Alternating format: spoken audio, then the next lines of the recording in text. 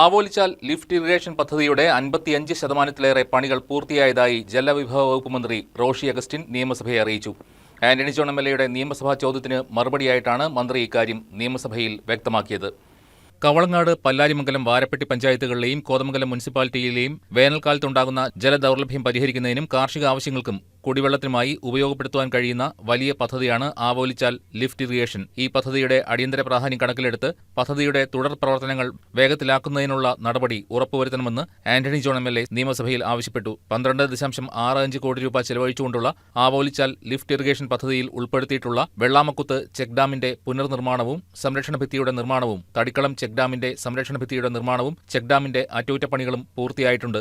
പണിക്കൻകുത്ത് VCBയുടെ മുകൾ ഭാഗത്തെ അറ്റകുറ്റപ്പണികൾ പൂർത്തീകരിച്ചിട്ടുണ്ട്. റാത്തപ്പള്ളി ചെക്ക് ഡാമിന്റെ അറ്റകുറ്റപ്പണികളും പണിക്കൻകുത്ത് VCBയുടെ നിർമ്മാണവും പുരോഗമിക്കുകയാണ്. പെരിയാറിലുള്ള പമ്പ് ഹൌസിന്റെ നിർമ്മാണ പ്രവൃത്തികൾ ഒക്ടോബർ-നവംബർ മാസങ്ങളിൽ മാത്രമേ നടത്തുവാൻ സാധിക്കുകയുള്ളൂ. ഈ സമയത്ത് പമ്പ് ഹൌസിന്റെ നിർമ്മാണ പ്രവൃത്തികൾ ആരംഭിക്കുകയും 15% പൂർത്തീകരിക്കുകയും ചെയ്തപ്പോൾ ഭൂത്താൻകെട്ട് ഡാമിന്റെ എല്ലാ ഷട്ടറുകളും അടച്ചതിനാൽ പെരിയാറിലെ പണികൾ നിർത്തിവെക്കേണ്ടി വന്നു. കൂടാതെ നിലവിലെ സൈറ്റ് കണ്ടീഷൻ പ്രകാരം പമ്പ് ഹൌസിന്റെ ഡിസൈനിങ്ങിൽ മാറ്റങ്ങൾ ആവശ്യമായി വന്നതിനാൽ പുതുക്കിയ IDRB ഡിസൈൻ പ്രകാരമുള്ള റിവൈസ്ഡ് എസ്റ്റിമേറ്റ് തയ്യാറാക്കിക്കൊണ്ടിരിക്കുകയാണ്. പമ്പ് ഹൌസിന്റെ നിർമ്മാണ പ്രവൃത്തികൾ പെരിയാറിലെ ജലനിരപ്പ് താഴ്ന്ന മുറയ്ക്ക് ഓഗസ്റ്റ് മാസത്തിൽ മാത്രമേ പുനരാരംഭിക്കാൻ സാധിക്കുകയുള്ളൂ എന്ന് ജലവിഭവ വകുപ്പ് മന്ത്രി റോഷി അഗസ്റ്റിൻ നിയമസഭയെ അറിയിച്ചു. കവളങ്ങാട് പഞ്ചായത്തിലെ ആവോലിച്ചാൽ ലിഫ്റ്റ് ഇറിഗേഷൻ പദ്ധതിക്ക് സ്റ്റേജ് 2 ഫോറസ്റ്റ് ക്ലിയറൻസ് ലഭിക്കുന്നതിനായി ഫോറസ്റ്റ് ഡിപ്പാർട്ട്മെന്റിലേക്ക് അടക്കേണ്ട തുകയായ 40,39,000 രൂപയ്ക്ക് ഭരണാനുമതി ഉൾപ്പെട്ടിട്ടില്ലാത്തതിനാൽ പ്രസ്തുത ഉത്തരവ് പുതുക്കേണ്ടതുണ്ട്. ഈ തുക അടയ്ക്കാൻ ആവശ്യപ്പെട്ടുകൊണ്ടുള്ള ഫോറസ്റ്റ് ഡിപ്പാർട്ട്മെന്റിന്റെ അഭ്യർത്ഥന കത്ത് സർക്കാരിൽ ലഭ്യമാക്കുവാനും അതോടൊപ്പം Avolichal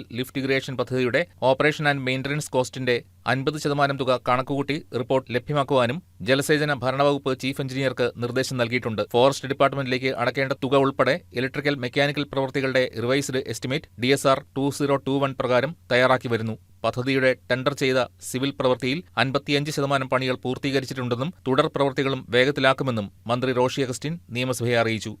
news desk KCV news.